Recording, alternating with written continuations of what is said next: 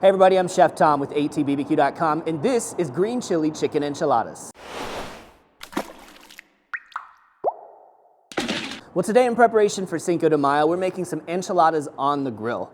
Now these enchiladas are gonna consist of grilled marinated chicken thighs, shredded up. They're tossed in a sauce of sour cream and cheese, stuffed into tortillas, and smothered in salsa verde. Not necessarily a traditional Mexican enchilada, but certainly a tasty one. So let's jump right in by getting our chicken in the marinade. So we're gonna start by mixing up a little bit of our marinade in the briner bucket. This is the Sweetwater Spice Brisket Bath. It's actually ancho chipotle flavors. Great for brisket, great for any kind of protein really. Use it on pork, use it on chicken, but it needs to be diluted by 5 times. So that's 1 cup of that marinade.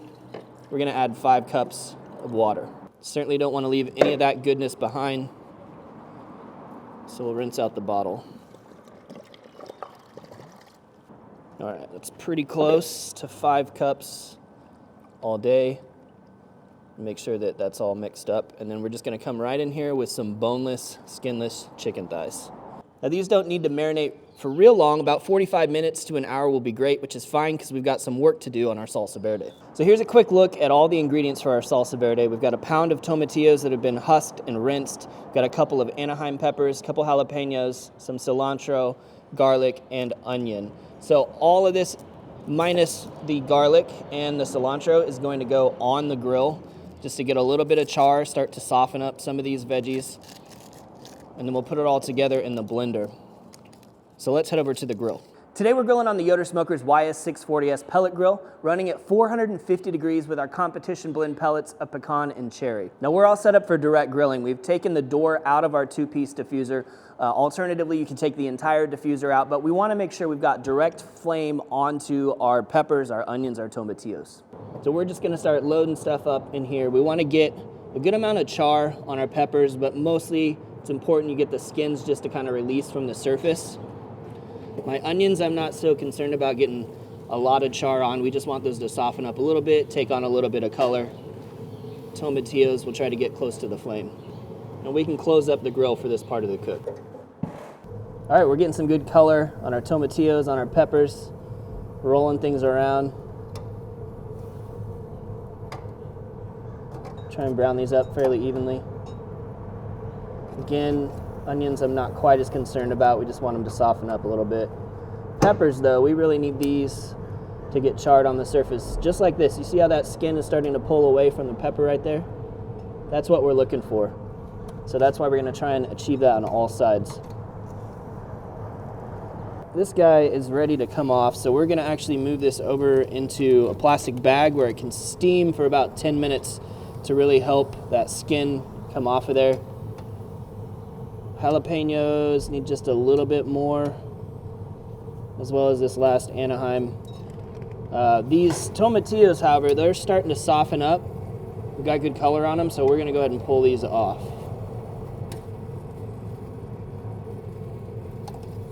All right, the last of them are coming off now. Got our pepper, our onion. All right, so now we're gonna start throwing everything together in the Vitamix. Got a half bunch of cilantro here. We got about 4 cloves of garlic we're gonna throw in there, and then our grilled elements. Get rid of that root. And then maybe just 1 quick cut. We'll let the blender do most of the work here. And then we can just put these whole tomatillos in just the way they are. And our peppers. So pull these out of the bag now. Had some time to steam so that these skins really just peel off pretty easy. The way we typically do this is we just take this stem end off, split it open, get rid of those seeds, and then peel that skin off.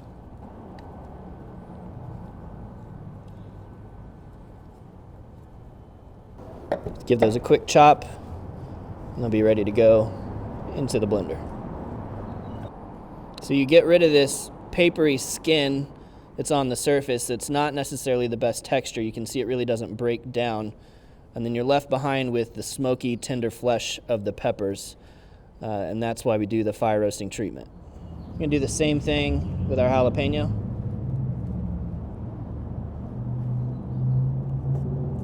Scrape out those seeds,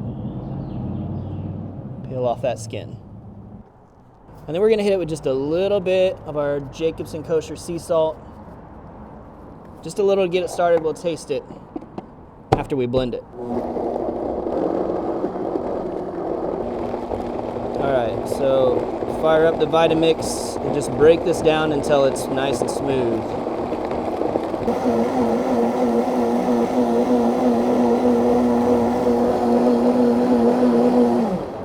Looking good. Oh, that smells awesome. Let's give it a little taste.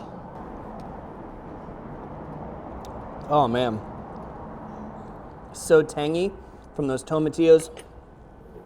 Great pepper flavor, just a little bit of heat. You can kind of adjust that. You want less heat, don't do any jalapenos. You want somewhere in the middle, just do one or go crazy, You can totally adjust that depending on your preference. The only thing this needs is just a little bit more salt. All right, so that's gonna go on top of the enchiladas. For now, we're gonna set it aside. All right, well, it's been about 45 minutes since we started marinating our chicken thighs, so we're gonna pull those out now. So we've managed to impart a lot of flavor into these at this point with that ancho and chipotle base. Of course, some salt. That's also gonna help with tenderization and just having a juicy product in the end. And get rid of some of this excess moisture on the surface here. A little bit left behind is great though, because it allows our rub to stick to the meat just that much easier. And speaking of seasoning, today we're using the Cattleman's Grill Mexicano taco seasoning.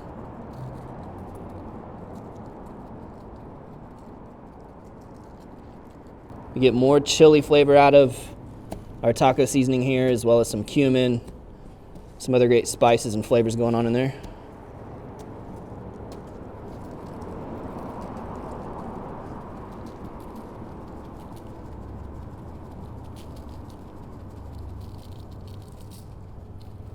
All right, so get those just fully covered. We'll let them sit for just a minute to kind of soak up that rub, and these will be ready to go on the grill. All right, now back to the grill. Still running at 450 degrees. Get this chicken directly over the fire.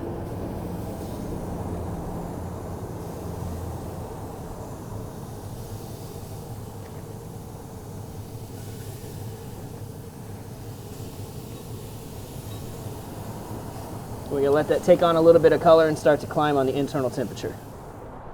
All right, time to give our chicken a flip.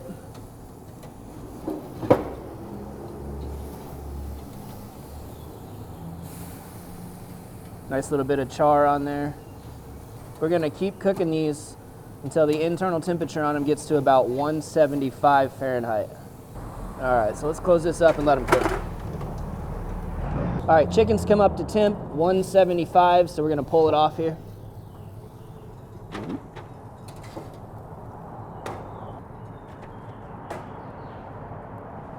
All right, I'm gonna clean this up just a little bit. We're gonna put our diffuser door back in. This stuff's always easier to clean when it's hot. So we're putting the door back in to set up for indirect cooking now. Get our second shelf in place as well. And then we're gonna lower the temperature to 400 degrees. We're gonna give that chicken just a quick rest before we shred it up. So in the meantime, let's put together the sour cream sauce. We're gonna start by making a roux. So I've got 2 tablespoons of unsalted butter. And as soon as we get that melted down, we're gonna add 3 tablespoons of flour. And just keep this moving. And we're gonna cook this for about a minute here. Just till we start to toast that flour. It's just gonna become kind of aromatic. We don't wanna burn it, we don't wanna scorch it. We're just gonna cook a little bit of that rawness out of it. Should kind of start to look like wet sand when it's ready. And we're getting there now, so we're gonna go ahead and add our liquid. We've got 1 cup of chicken stock. Start to add this slowly.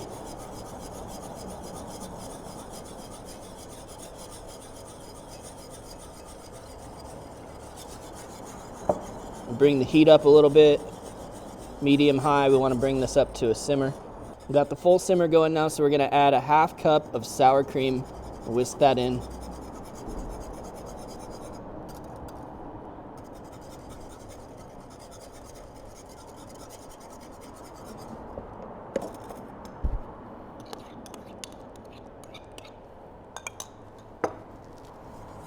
And then we've got about 6 ounces of pepper jack cheese here that's also going to get whisked in. This is kind of easy. If you think about buying like an 8-ounce chunk of pepper jack, that's typically how it comes. We're gonna save 2 ounces of it for the top. The other 6 ounces go into the sauce. I'm just gonna add this a handful at a time until it melts down. Then go with the next addition.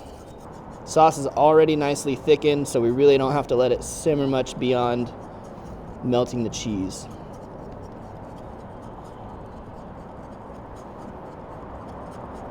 And give this a little taste. So it's got a really great like cheese sauce consistency to it. Yeah, it's a nice flavor. The chicken stock is interesting versus doing like a milk, because a lot of times to make a cheese sauce we use some sort of cream-based product, but this has that chicken flavor to it as well. It's tangy, but it's creamy, and then it's got that salty cheese thing going on. So that's what we're gonna mix into our shredded chicken. All right, so now we're gonna go ahead and get into shredding that chicken up and kind of just get in here by hand or use some forks to pull the chicken apart. Shredded, but in large enough chunks that, you know, you still got some texture going on inside these enchiladas. All right, last of the chicken is shredded now, so we're gonna pour our sauce over the top.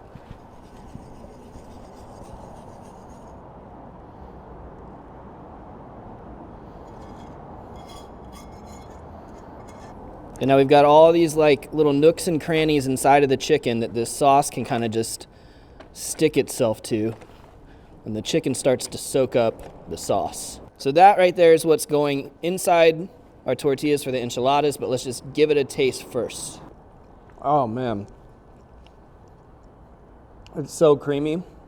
It has this illusion of being very rich without having a lot of heavy cream in it. I mean, I know we've got that sour cream and that cheese in there, but it's lighter than, say, a queso or something like that.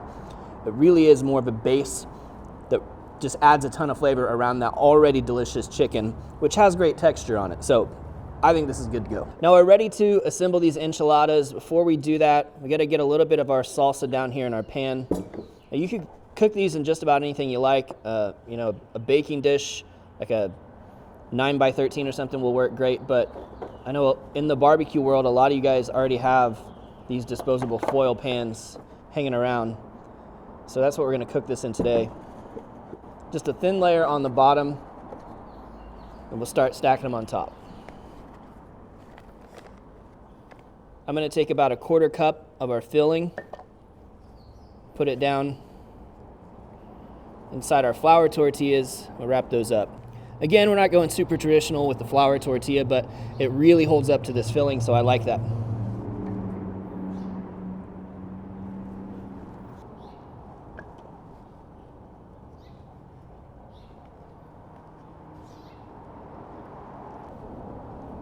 I feel like I always end up doing this where I can't decide which direction to go the first time. I never write it down to remember. These are gonna fit a lot better going the other direction. So we're gonna rearrange them.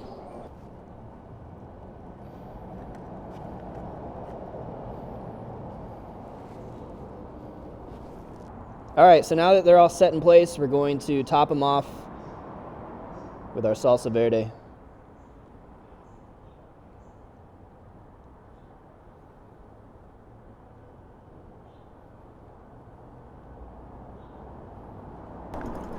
All right, so we'll shake that out, and then we're just gonna top it off with that remaining 2 ounces of pepper jack.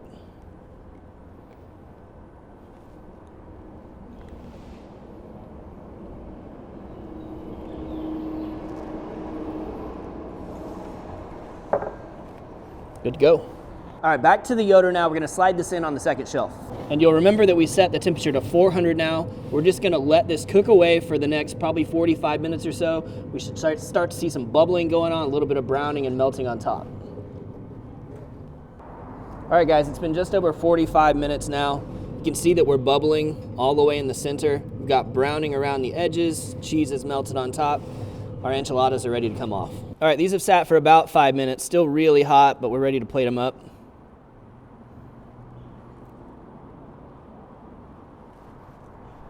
I mean, this is definitely some like home cooking right here.